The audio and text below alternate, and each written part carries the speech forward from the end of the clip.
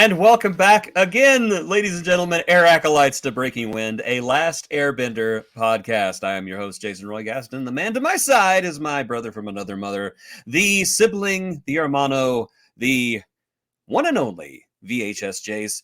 Good afternoon, morning, evening, or whatever it is, wherever you live in that strange upside-down world that we know as Australia. All that matters is I'm living in the Avatar world. That's all I'm concerned Indeed about. we are.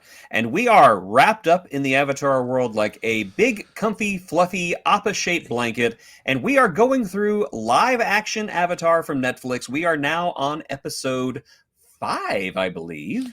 And crazy, right? Yeah, it just seems like this is just going by quick. This is Spirited Away. Sounds familiar. Yeah. I can't quite think of where I've heard that title before. It's too on the nose. Come on, what were they Just thinking? a smidge. You might as well just call it Ghosted or something like that. Of course, if they'd done that, Beverly Crusher would have shown up going, where? I think the next episode's called Boy and the Heron, I think. I'm sure we got Princess Mononoke coming up sometime or another. And then, untitled Ghibli movie. Oh, let's get into this, though. Oh, you're going to say something. You just say something. Just set it up. Just to set it up, this apparently is an adaptation from the animated series of episode 7, which is the Spirit World, Winter Solstice Part 1, and episode 15, Bato of the Water Tribe. Bato of the Water Tribe. Yes. So that's how they matched. Yeah, they are, what's the word I'm looking for? They are compressing episodes together. Sometimes it works, sometimes it does not. I understand why they're doing it. Not a huge fan, but it's an adaptation. It's not a straight up copy. Let's just get into it, shall we? So the episode opens up with the gang is running away from the firebenders because Sokka decided to flirt with a firebender woman, and without knowing that she was a firebender, which understandable. I hear firebender women are rather hot. I just love the idea that he's trying to get some, and that's the result of it. I just think it's I've heard of those temporary relationships leading to burning sensations, but this is ridiculous. God, I'm funny. So I'm noticing now that a lot of my images didn't load because StreamYard just does not like me. Yeah, StreamYard does that, doesn't it? Yeah. Yeah, so they escape the Fire Nation. They fly away on Appa, which is a great picture that I had, which is not there anymore. But they land because they see a gigantic burned scar onto the landscape. They land, and Sokka has a moment with a little girl he finds near the burn. And I gotta say, Ian Owsley nails Sokka during this scene. This young man absolutely nailed this character. Sometimes, despite the writing, he nails this character, and you see it here. You see it through the kindness and the empathy and the humor that whenever he gives the doll the goofy name, just absolutely his loved it. Timing is perfect. Yes, I don't think they could have chosen a more perfect Sokka. In the background later on, where I've cracked myself. I just wish they'd give him more perfect writing. Yeah. Okay, so they find out that something bad has happened, and they got to go to the village, and they've got to figure out what it is. And then we go back to Zuko.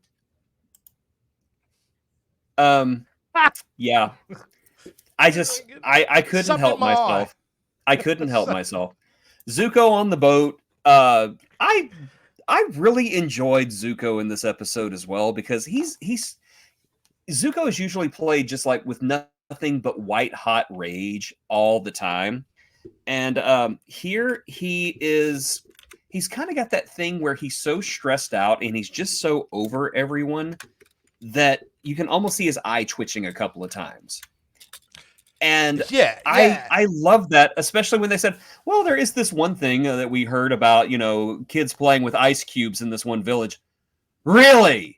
Kids playing with ice cubes, and you didn't think that was weird, that there was ice in a place where ice does not exist? It's also a great scene because it exposes the divide between him and the crew as well. Yes. Well, and his that crew. becomes a big story point. You know. In Zuko's defense, his crew are a bunch of numbnuts. Yeah, they're not. He wasn't They actually allocated the really best of the are. Fire Nation, was he? Yeah.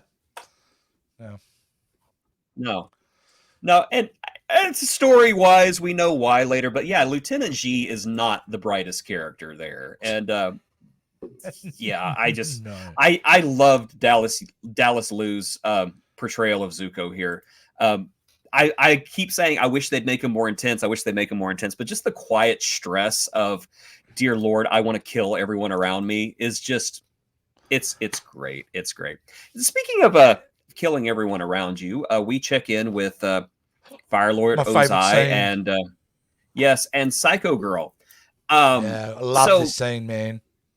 I know that you're not very well versed in animated Azula yet, but and it's not too much of a spoiler here, but whenever Azula is introduced, she is basically the Wonder Kid. She can do anything. She can do no wrong. Fire Lord Ozai loves her unconditionally, and yes, you will become the new Fire Lord after I'm gone, after I've Okay. ascended. Here, it's different because she's not perfect. She is not really. She's almost not even held to the same regard that Zuko is, and I think he's I actually like doing it this. equally.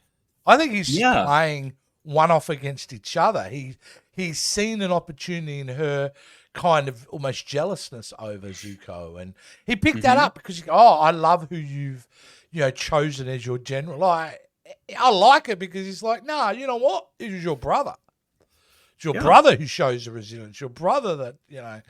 And he knows when she walks away, he gives this look, like almost a little bit of a smirk, because he knows what he's doing. He's just lighting a fire under her backside, so to speak, to get her to do more. I love that too. I also want to point out just the absolute amazing casting of Daniel Day Kim as Fire Lord Oh, Ozai. Just absolutely amazing. He has so much more depth here than he does in the animated series, because in the animated series he's just like, I'm totally evil. I have Mark Hamill's voice. I'm kind of like the Joker. I'm just evil. yeah. Here, yeah, he's more human. And it's weird because I have said that this live action series is fundamentally and far and away inferior to the animated series. Oh, But yes. they do some things right every once in a while. And Daniel Day Kim as the Fire Lord is one of those things. Can I ask you a question? Are you finding, Absolutely. and I'm finding as we're doing revisiting the show episode by episode, that actually it works a lot better as seeing a one episode per week? I really do think the show, if I was to recommend anyone watching it, I would tell them not to binge it. I would Yeah, actually say to them, I do savor it. agree. I do agree, but I will say I'm still finding lots wanting about this series. Oh, yeah, I don't say And it fixes it, but I think is it's a better way to. there's quite a bit in this episode, as a matter of fact, that I think does not work. But it's Let's get into better than the Boomy episode, and it's better than the Jet episode. Well, that's the two episodes we just come off the back of, so maybe that's where I'm a bit more forgiving. Is It could be. It could not be. like last week, So Aang and the gang, they visit a village and they find out that the villagers have been disappearing and getting pulled into the spirit world. Yeah. And so Aang decides, you know what? I'm going to meditate until I go into the spirit world as Sokka and Katara watch him. And then he becomes a force ghost, basically. Yeah, Um, yeah. yeah. I'm Now pretty sure Alec I am Guinness is one. sitting on a rock somewhere. Yeah, I am one with the force, and the force is with me. And Sokka and Katara are like, "Good job, Aang. Thanks for this. We appreciate it," because Aang accidentally pulled them into the spirit world with him. Technically, they're dead. Yeah, Aang just did a murder suicide, is what we're saying. Basically. So I was not a huge fan of this because No. I really liked that.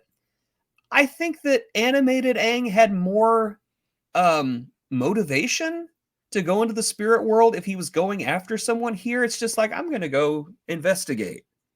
No, go after some, be more proactive. It would have worked better if Sokka or Katara was taken by Heibai and he went in after them. Here it's just kind of like, oh no, isn't no, isn't it weird that this happened? No, it's not weird. It's contrived. It's basically there for the plot, and I was not a fan at all. But I tell I you, oh, go Yeah, ahead. I didn't like High Buy. I don't like that because they use him so perfectly in the animated series when that moment he's at the edge of the village and all that. He turns away. It was a really profound moment. None of that's here. He's just a monster. It's just a No, monster. they really they skip over so much of so many of the moments that made the animated series so wonderful. And it just almost seems like they're purposely skipping over them. But speaking of skipping over things, this leads to one of my favorite scenes in the entire episode, and that is Zuko and Iroh at the bar, where where they're like, we're looking for this guy. We don't want to tell you who he is. And they're like, oh, the Avatar? Yeah, the Avatar came through here the other day. Yeah, those pirates told us where he went. Yeah, I heard from that canyon guide that they had gone over and they had to get away from skull crawlers or something like that. Basically, they're the episodes from the first season of the series that we don't see in this adaptation apparently happened anyway. We just didn't see it happen. And I thought that was hysterical. Just the fact they did the Great Divide, but we didn't see it. And the fact that they did the pirates and we didn't see it. Yeah. And of course, Zuko and Iroh just... No, it happened. It did happen. Yeah. Either that or it's just tall tales. But I love that. I thought that was such great fourth wall breaking humor. And the bird. I don't remember the bird in the animated series. Oh, he hasn't shown up in the animated series yet. We'll get to him here. Okay, that makes sense. We'll get now, to that. We'll get to that three-tailed birdie. Yeah, that's new. That's new. Yeah, that's not from the series. But we do meet crazy star nose mold crazy lady serial killer with the bounty hunter who, like Phasm concerned, like Soka, pulled right out of the animated. Yes. Her look and the animal right out of the animated series. Perfect. Yes. I really enjoyed her. I cannot remember her name, and I'm just not seeing it here anywhere. But she was a cast member from Teen Wolf, which I watched because my girls were in love with half the cast of Teen Wolf, and I can understand because they were very handsome actors. But she was on Teen Wolf for a couple of seasons, and she was really fun on there. And I like seeing her play a more meaty role because she's just fun. She's very fun here. And I will skip ahead to this. Love that, isn't it? I gotta say, I really enjoyed the animated one where Iroh had a crush on her, but I kind of like this one too, where she's like, "Yeah, your uncle's really hot." And it's he's into it. I like it. Yeah, the actor who plays Iroh, he's growing on me. I'm still kind of a grump about it, but he's growing on me. I will admit. I can't find the actor name again. Oh my god. He has a couple of nice moments in this. And I think he has a couple of like one-liners which are really great. But yeah. No, I like him. I've always liked him. I think in the second and third season, knowing nothing about that character's journey, what we do get him, and hopefully it's a lot, I think he would grow more and more into the role. I think so too. So we're going to get into a character that you've actually not met yet. I was kind of surprised that he showed up this early. This is Wan Shitong. He is a spirit who is super into knowledge. He is a guardian of knowledge. Now, I don't want to say where we meet him in the second season of Avatar because I don't want to ruin it whenever he does show up. But I believe he's voiced by I could be completely wrong. Edward James Olmos, I think, voices him. I could be completely wrong. Oh, I'm sorry. No, it's Hector Elizondo. Hector Elizondo voices him. Oh yeah. But it's funny, every time I hear Hector Elizondo, I think of Bane. Yeah. It's like, I will break you, Aang. I will break you. I very jarring for me, that moment. It was very jarring. It didn't make any sense, but I did like, I am not a birdie.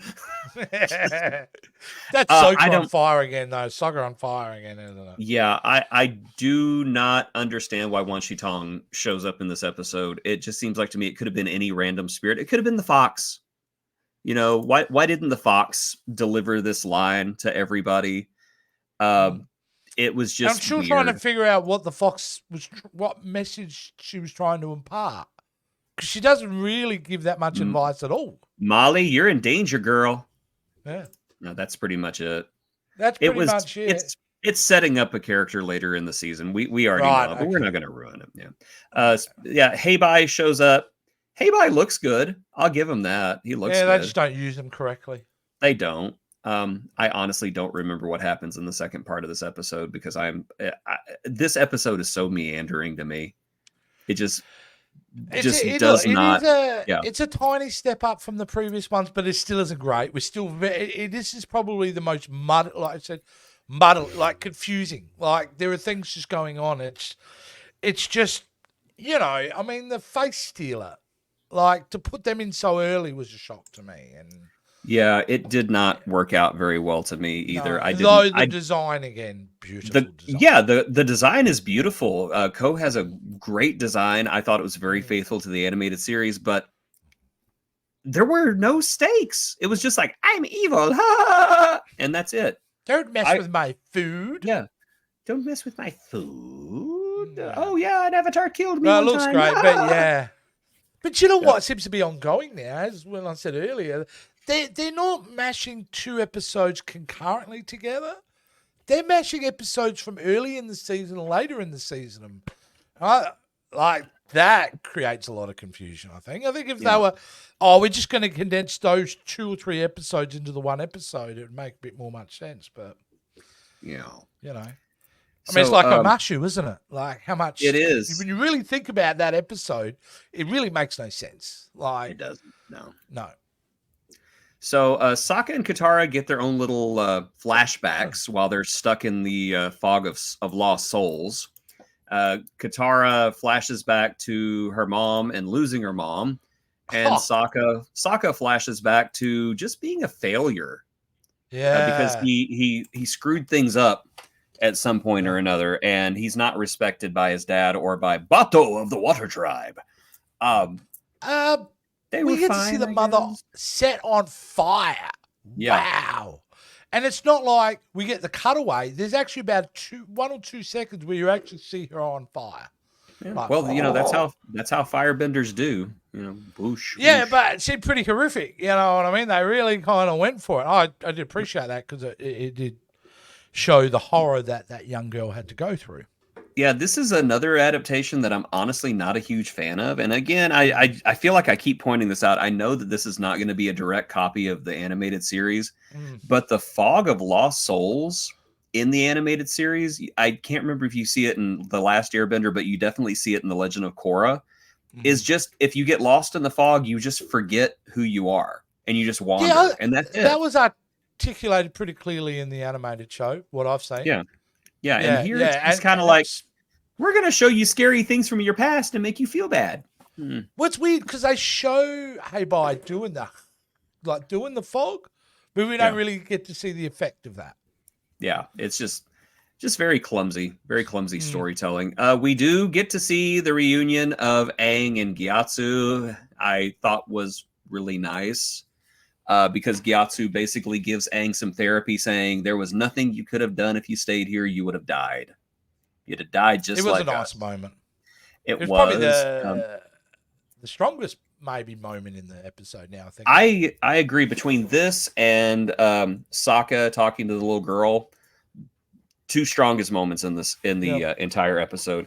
And then we end with a big, prolonged, profound monologue as Aang seeks to free his friends from Heibai and Ko. And yeah, by this another point, episode where Aang's not smiling once. Yeah, but I was done with this episode by this point. I was so done. I was just like, this episode went nowhere.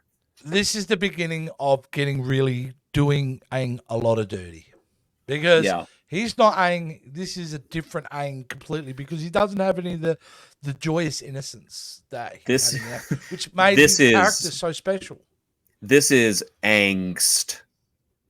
That's his Ah, name. Angst. that's it. That's it, guys. You've heard it. That's his name from now on. Angst. Yeah. Yep. Angst. 100%. Perfect. Perfect. It frankly pisses me off that they've done that to him. Because Me it's too. one of the most attractive features about someone coming into that animated show is it makes you feel good. Like you want to hang out with Aang because he's fun. And no matter what the situation with it, he's going to find the positivity out of it. I do not see it in the live action series. I don't either. I really hope the producers of the series are listening to the criticisms and not getting mad. I hope that they're listening to it and thinking, okay, notes. Let's see what we can do to make this show better. Because I think they will. I really hope so. I do think they will. I think if they're smart, I do think they'll listen to the audience. And I think the smart thing was not to instantly commit to the 3 seasons, is to actually see how this played out, because now they've got time to absorb all that information and get it right. But the problem is season 2 is never going to be perfect, because if they are going to fix things, they're going to have to use vital real estate in the show to fix those things. Just have Aang smile more. Just have Sokka have a sense of humor, and have Katara be more than Give her an arc. Yeah, give her an arc. Quit linking her dang power to boys who talk to her. Stop doing that. Yeah, that is so annoying. It is. But that is it. The episode can't hurt us anymore. That was Spirited But we got Away. another episode to hurt us next week, don't we? Yeah. Yes, we're gonna be hurt by part 2 of this episode. Which what did you? We don't even remember what it was called. No, I don't masks. even care anymore. This one's called Masks. Episode Masks. Yes, Masks. Not to be confused with the season 6 episode of TNG, I believe. Season 7. Season 7 is whenever they were like, okay, this is our last season. Let's do some crazy stuff. Yeah, let's do coke and come up with some new episode ideas. Enterprise turns alive. Great, write it down. Next one. Beverly buffs a ghost. Get out of my writing room. No, I'm just kidding. Get back here. That's amazing. We're referencing our Star Trek show. Like we do go check us out in the Captain Squadron. This needs to be on the wheel. I'm just saying. We've got to put masks on the wheel. So I'm just saying that. Okay. I'll mention that to Joe. I liked Masks. I'm sorry. I didn't. I'm not That'd be a great one. Okay, so speaking of which, do join us on the Captain's Quadrant. We have a lot of fun over there. It's on our sister channel. I like to call it our sister channel, but we're over there talking Star Trek over there. And but there's one better. No offense to Captain's Quadrant. You love animation. You need to check out our new show, right? Yes. Double XL Men. Yes. That's the show you need to be checking out. Wow. Yeah, it's good. It's good. So also, we're going to be starting something brand new very soon. I don't want to talk about it. Well, I've talked about it a little bit, but next week, come back. We're starting a new binge of a new old TV show, but it's one of my favorites, and I can't wait to talk about it. I'm going to ask you live this question, and I think I've asked you privately. How are we going to approach that show? Are we doing episode by episode, or are we doing multiple I say we do episode by episode, just like we're doing. And I think that would be the best way to do it. There you go, guys. So we'll be diving deep into the show. And trust me, if you've been a supporter of this channel, we ain't watching we're watching top tier animation. So the show, put it this way, is definitely in that mantle, correct, Jace? Top tier. Absolutely. It is one of the greatest, and in my opinion, one of the most underrated animated television shows of all time. So be sure to join us for that. Plus, lots more fun here on the Jason Roy Gaston YouTube channel. Oh, if you're a Discovery fan too, Jason's got a brand new show starting tomorrow or the day after. Basically tomorrow morning. If you live in America, you're gonna wake up and you're gonna discover Disco at Dawn, because I'm going to pull an all-nighter, which is hard for me because I'm approaching 50 and I go to bed at like 7 o'clock every night. But yeah, I'm going to stay up. I'm going to watch the show, and then I'm going to record a show about my thoughts about the show and show it to y'all. So yeah, Brand new. Disco at Dawn. Hey, and I can tell you what, guys. I'm the one who usually does all the graphics and intros and all that. He's showing me the intro to Disco at Dawn, and it's awesome. It's my favorite little clip. I don't think I had a chance to tell you, Jason, but no, you didn't, because you didn't say anything. Great. I was just thinking, he thinks it's crap. He thinks it's no, crap. no, Okay. no. I thought it was awesome. Oh, this is garbage. Did you see what he did? Oh my god! It's not only the visuals are great, it's your audio mix, which I love. Yes. Where you go from one to the other. I just think it was great. So, no, look, guys, if you're into Star Trek, this is the man who knows about Star Trek. And yeah, I'm a nerd. If you're into Discovery, mate, go to him. Go see it. Plus, we need the views. I'm a woke Please nerd. watch it. Yes, please do. And of course, support us on Patreon. Information about that is in the video description below. You can pledge just $5 a month. $5 a month to keep my ego inflated. We need to feed the machine. All right, that's the reality. Please we need to basically make sure we can keep the lights on here at the Jason Roy Gaston channel. Yes, because electricity is expensive, and he's paying for two countries' electricity. So yes, it is. And as you can see, they're going out. Nah, mate, I'm Australian. I'm running off a generator. What are you talking about? So yes, please join us on Patreon. Please, for the love of all that is good, please, please, please. I need money. I need money. Money. I'd do anything for $5 within reason. Sometimes out of reason. Anything? Maybe.